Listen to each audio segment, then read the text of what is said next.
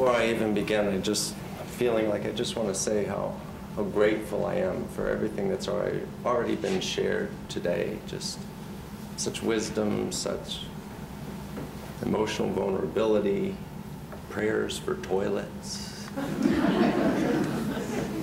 Just very grateful to be with you all today.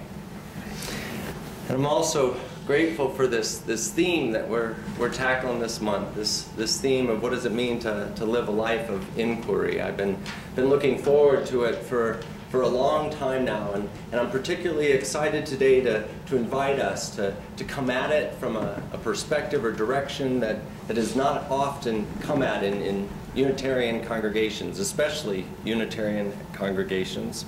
And to help us get at this topic of inquiry from this new and maybe even different perspective, I want to begin this morning with the most unique and even challenging depiction of inquiry and deep listening that I've come across in all my reading over the past month. It's by a Quaker writer and teacher, Parker Palmer. And it comes from one of his books in which he describes slipping into depression after years, he says, of pursuing a career path that was chosen, he says, more by his ego and his desire to please his father more than it was chosen by the pull of his own heart. I should also say, though, that he's very careful in his book to make a distinction between clinical depression and the situational depression that he experienced. He's certainly clear to honor the medication that he received and how much that was a gift to him. But here's the thing. He contends that the deepest healing came from this new way of understanding his depression. And here's how he describes that journey. He writes, the wisdom and final healing came when I was able to see the befriending impulse behind my depression. With the help of a therapist, I imagined that from early in life, a friendly figure standing a block away was trying to get my attention by shouting my name, wanting to teach me some hard and healing truths about myself. But I, he says, fearful of what I might hear, or arrogantly trying to live without help, or simply too busy with my ego to bother, ignored those shouts and just walked away. And so this figure, still with friendly intent, came closer and shouted more loudly, but I kept walking. Even closer it came, close enough to tap me on the shoulder, but again I walked on. And frustrated by my unresponsiveness, this figure finally threw stones at my back and then struck me with a stick, still wanting simply to get my attention. But despite the pain, I kept walking away. Over the years, since the shouts and taps, stones and sticks failed to do the trick, there was only one thing left. Drop the emotional bomb called depression on me. Not with the intent to kill, but as a last-ditch effort just to get me to stop. So I had to turn and ask the simple question, what do I want? When I was finally able to make that turn and start to absorb the self-knowledge that then became available through my body, I began to get well and see my way. Then he finishes by writing this. He says, this is what I have learned. The body is our friend and the conduit of our true self and deepest wisdom. And one ignores or rejects such friendship only at one's peril. So friends, in light of Parker Palmer's depiction and story of inquiry and deep listening, it's hard for me not to ask this morning, are we listening? And in particular to the wisdom of our bodies, these flesh and bone bodies that we have. And in asking that, I should say right away, as I said earlier, I realize that we're walking into unfamiliar territory as Unitarian Universalists. Indeed, when it comes to this question of living a life of inquiry, we are more used to and frankly maybe even more comfortable with questions that revolve around the mind. Questions such as, Where does our reason lead us, or what does our intellect and logic tell us to be true and right? Historically, I think, as we all know, we've leaned heavily in the past towards the Enlightenment mantra of I think, therefore I am. Very good. It shows you're also awake. That's wonderful, right? I think, therefore I am. Right, to bring the body, to bring the body into the conversation, I think, is to largely turn all this on its head. It's to embrace, right, not simply I think, therefore I am, but also I feel, and there I am. It's to shift, I think, ourselves into the land of intuition, into the so-called fuzzy-minded question of, does it feel right and true? And I think when we're honest about this, at least when I'm honest about this, this is not, right, I think, how most of us live our lives and make our decisions, which is exactly, I think, Parker Palmer's point this morning, along with the point that not doing so comes at our own peril. That's that peril. It's that peril that I want to now spend the rest of my sermon this morning digging into a little more deeply and teasing out what that might be and mean for us today. And so I don't come off as preachy, let me first right away say that when it comes to this spiritual practice of listening deeply to the wisdom of one's own body, my own track record on that score is basically one of, well, to use the technical term, spiritual nincompoop. Right? I think that's why I'm so drawn to Parker Palmer's words. They remind me that I'm not alone. You know, for instance, I think of how much shouting, right? How much shouting and stone throwing and stick whacking my body had to do to me before I was able to leave the religion of my youth. I think from this pulpit before I've shared that my father was the minister of the church I grew up in, but what I don't think I've shared is how the people of that church were largely the ones that raised me. They were, plain and simply, they were my family. And I remember, looking back, I remember how proud they were when I announced that I was going to seminary, and actually how pleased I was to make them feel so proud.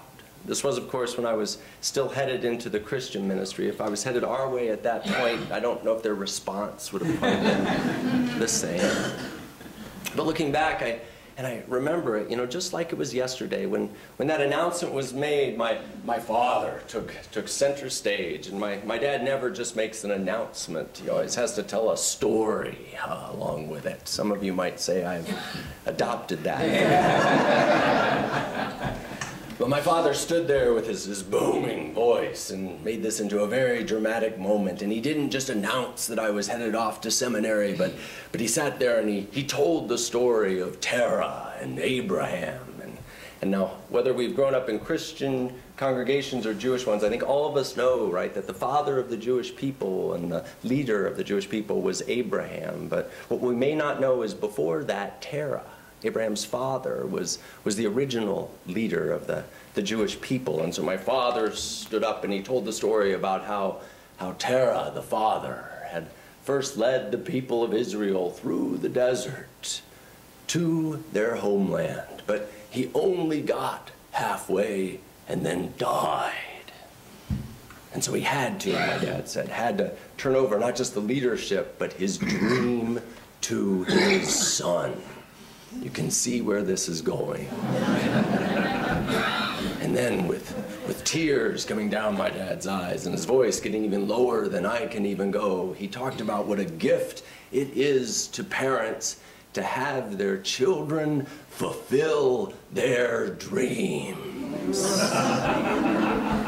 The room erupted, claps and tears and shouting and all this wonderful good feeling in the room. It was so beautiful, and I swear to God, right there in the midst of all that, I felt as though I might vomit.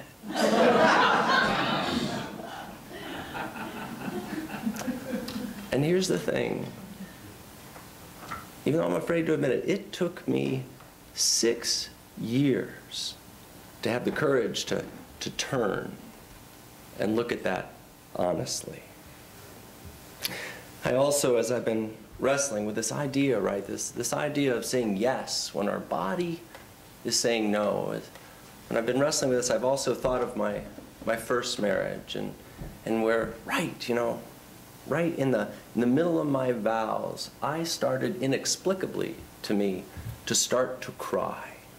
You know, everybody around thought it was so sweet, you know, and sentimental. You know, but for me, that experience came in a way that I didn't even really understand, with this distinct but confusing feeling of shame. I don't know any other way to describe it. And as I look back, I think what was going on in that moment is that my body, right, my body knew something that I could not, or actually maybe even would not allow myself to know. I think it knew that in that moment of commitment, I was actually committing to putting myself on an inevitable path that would end in me hurting and leaving someone that I actually cared very deeply about. And you know, friends, in thinking about those two events this week and going back to them and pulling them back into my heart, my mind, what has struck me first, and in both cases, is how my mind, right, my mind, this thing that I depend on so often, what struck me first is how my mind did not come to the rescue, but instead it aided in the betrayal of my body's wisdom. You know, instead of, you know, helping me see clearly, like I so much depend on it to do, instead of helping me see clearly, my reasoning rationalized, right? For instance, it told me that I owed my father and my church the gift of my loyalty, and that this was what? This was virtue. I mean, after all, what's sacrificing a few of your beliefs for people you love? For people you love. My reasoning also, as I think back, it also was the thing that convinced me, you know, that a good enough marriage is good enough, and actually talked me into, actually shamed me into thinking that or shamed me for thinking that I deserved or would ever find something right as childish as a soulmate. And so that's what's first struck me as I've wrestled with this betrayal of the mind. But as I've gone on and wrestled, you know, with these memories even more over the past few weeks, what struck me, not so much first, but what struck me most about them is how quickly both of these events led to resentment becoming my new life companion. Led to resentment becoming my new life companion. You know, Parker Palmer, right, in his piece, talks about depression, and that surely, no doubt, was a part of my own journey, but right alongside that, and now I'm even convinced that beneath that was this fundamental and ever-present dynamic of resentment.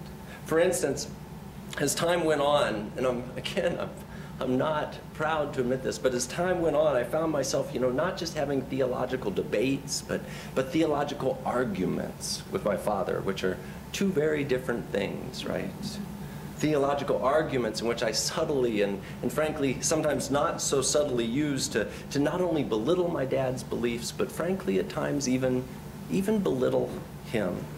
And when it came to my marriage, I found myself, again, more often than I'd like to admit, twisting, you know, those normal annoyances of living with another human being into these major offenses, turning them into these almost seductive or even delicious opportunities to cruelly discharge my unhappiness when it was not deserved by any measure. And so compassion, right, as I look back and think about this, compassion quickly leaked from both of those relationships, and conflict now took over as the major theme through both of those. And of course, none of this is easy to admit. Especially standing in front of a crowd of people. But you know, friends, I share it. I share both of these stories this morning because I think they have echoes for every single one of us here. Please tell me they have some echoes for a few of us here. Yes, give me a nod. I didn't want to be the only spiritual nincompoop. It's good to know among friends. But not only that, right? Not not just because I think they echo for us, but I also share this today because I think that those stories and this idea is something important to say to all of us. And let me try to explain it this way. There's this poem by Mary Oliver called Wild Geese. I think many of you know Mary Oliver. She's sort of one of the favorite poets of Unitarian Universalists. And I think I've even used Wild Geese from this pulpit before. And the first lines of that wonderful poem go like this. She writes, "You do not have to be good. You do not have to walk on your knees for 100 miles through the desert repenting. You only have to let the soft animal of your body love what it loves." Beautiful lines, right? You have to let the soft animal of your body love what it loves. Beautiful lines, and I think also a beautiful way, right, to describe the wisdom of the body as this soft and precious animal. But here's the thing. You know, as I get older and the more I work and work with myself and others honestly around this experience of saying yes when our body is saying no, the more I've come to believe that this soft animal, well, I'm thinking it has some teeth. When betrayed by us, right? When betrayed by us, I now don't think it just feels, you know, hurt or silenced. I think it actually gets angry, and that anger I think has to go somewhere. And when turned against ourselves, I do think it most often manifests itself as witnessed by Parker Palmer in the form of depression, but when turned, right, when turned against others, I believe it rears its head as witnessed by me and my stories as this sad, misplaced resentment and even cruelty. In other words, friends, that peril that Parker Palmer referred to is not, I think, just about us losing our joy, but also about us being in peril of losing our tenderness. Our tenderness. Which, of course, I think puts an entirely different twist on what's at stake in not listening to the wisdom of our bodies. And I should say right away that this is not at all, by the way, where I thought or expected my sermon to go over the past couple weeks. My original outline over a week ago focused and said not so much on this danger of losing our tenderness, but instead on the danger of numbing. Indeed, that's what most of the psychological and spiritual literature out there focuses on. Like Parker Palmer, they stress that what the body wants most of all is for us to ask, what do I want? And instead, because, as this line of thinking goes, instead because we're people pleasers or insecure or wounded, we end up focused not on what we want, but what others want us to be, which, the storyline goes, leaves us liked and even respected, but ultimately fake, empty, and numb inside. In other words, right, from this perspective, the harm done is largely and only to ourselves. Does that make sense? Only to ourselves. That's the piece that's so often stressed. And today, I don't necessarily want to argue with that as much as to suggest that it is simply incomplete. And with that, I can almost hear you groan, right? I can almost hear you thinking, good God, he's not just going to make us feel bad about what we do to ourselves, but about others too. Come on. Actually, I was about to say amen. Oh. Then some others on this side of the room. But some of us are thinking that, right? But obviously that's not, friends. That's not what I intend at all to do today. Rather, what I want us to see today is that, again, when it comes to listening or not to the wisdom of the body, the gift is bigger than we've imagined, not just the wound. In this work of listening to the wisdom of our bodies, I think lies a gift not just for us, but also for those around us. That's what I want us to see. It's not, I think, just about us achieving bliss, joy, and authenticity for ourselves, but it's also about growing hearts that have no reason to cling to this resent. I think there's a wonderful and precious irony here. When we are truer to ourselves, I think we're also kinder to others. That soft animal of our body, I don't think it just wants us to love what it loves. I also think it wants us to be capable of loving and being tender with others. I recently came across an online talk by a therapist and a public speaker that I hope teases this out, and I want to end with that this morning. This speaker's name is Brené Brown. And some of you may have heard of her. Her books are bestsellers, and her videos, her talks are gone viral all over the web. And in this particular online talk, she brings up this tendency of ours to say yes when our bodies are saying no. And she's playful about it, okay? She's playful, and she uses the example of being asked to bake cookies for yet another PTA meeting. Right, which of course is this busy woman who's flying all around the world. She has no time for, let alone interest in, or any energy for it all. But she explains that she used to be, not so long ago, the kind of person that would just put on this artificial grin when asked to bake those cookies and say, sure, no problem, 3 dozen, peanut-free, right? And then she would go home with that artificial smile in this foul mood, she would say, sitting there stirring that cookie dough, thinking to herself, I hope they choke on these cookies. Maybe I'll toss in a few peanuts just to teach them a lesson, right? And in this video, as you watch, after the giggles in the room slow down, she takes a serious turn. And then she mentions how this foul mood, she says, inevitably leaks over into the rest of her house and into the interactions with the rest of her family. She explains it. She says, with no room to say yes to myself, I'll be darned if I'm going to make room to say yes to the needs of my kids and my husband. Which, of course, when she notices it, she says, makes her sick and heartbroken. So she goes on to explain that because of this, on her 40th birthday, she bought herself a gift. She says she bought herself this ring made out of 2 bands, one band that fit around her finger and another band that fit around that. So it was able, that second band, she was able to flick and twist and spin around her fingers. And so now she says that when she is asked to do something or be something that makes her body cringe, she just spins that band 3 times and recites quietly in her own mind this mantra: choose discomfort over resentment. Choose discomfort over resentment. Help me out. Choose discomfort over resentment. Which, she says, when she does that, right after she's done it, it clarifies things and emboldens her just enough, she says, to smile genuinely this time and say, you know, no thanks, I'll pass. Now, she's quick to say and clear to say that her no thank you, I'll pass is rarely met with a comfortable response, right? But she's also clear that this is the point, which, friends, is also simply my point today as well. In this life of ours, we know this, right? In this life of ours, people want things from us that we often have no room or energy to give.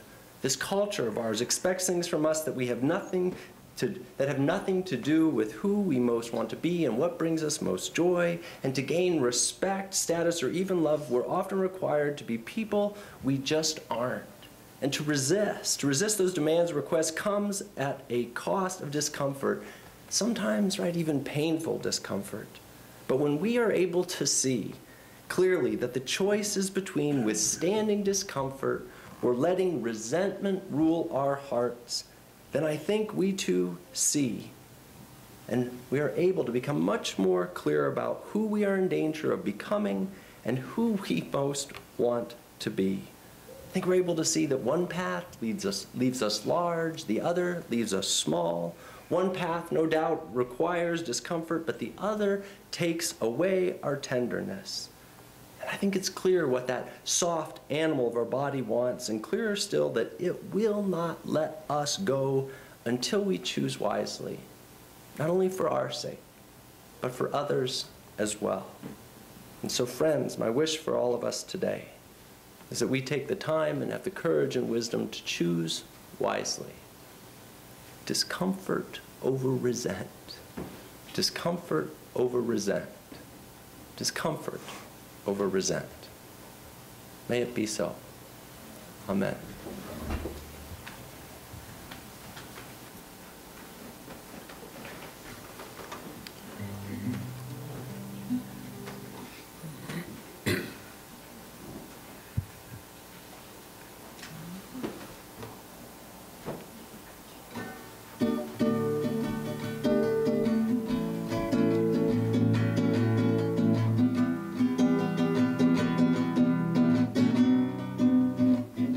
Just a little tenderness at the end of the day is all somebody needs to take their fears away.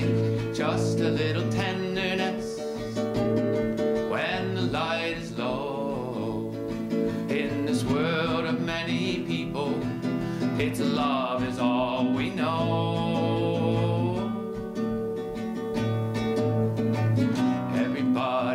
Got an idea of what's right for me.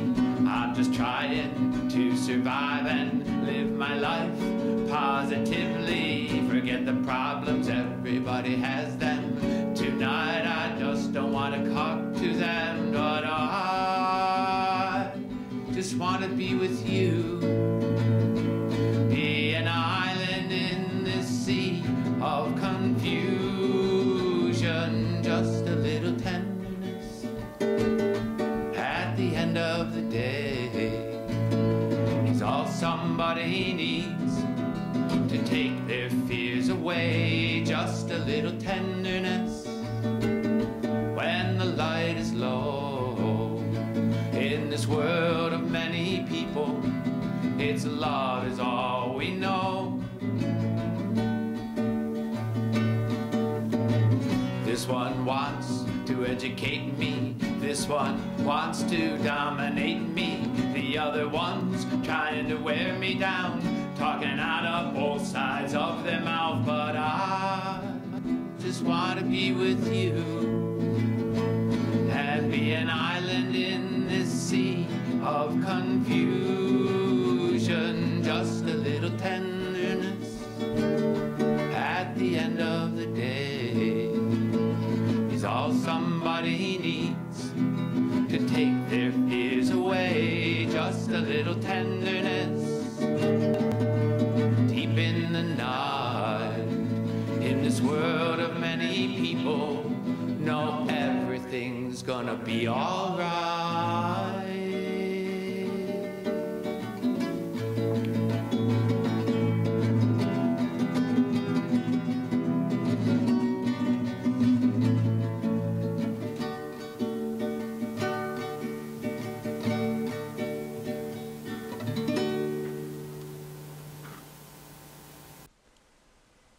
Join us for worship every Sunday at 10 a.m. at the Unitarian Universalist Church of Canandaigua, a welcoming congregation. We are located at 3024 Cooley Road, 4 miles west of South Main Street, Canandaigua, just north of the intersection with Routes 5 and 20. Look for the blue signs just before the turn. Your comments about this program or questions about the church are welcome at 585-396-1370 or at our website, www.canandaiguauu.org. Producer and editor, Daniel Brigham.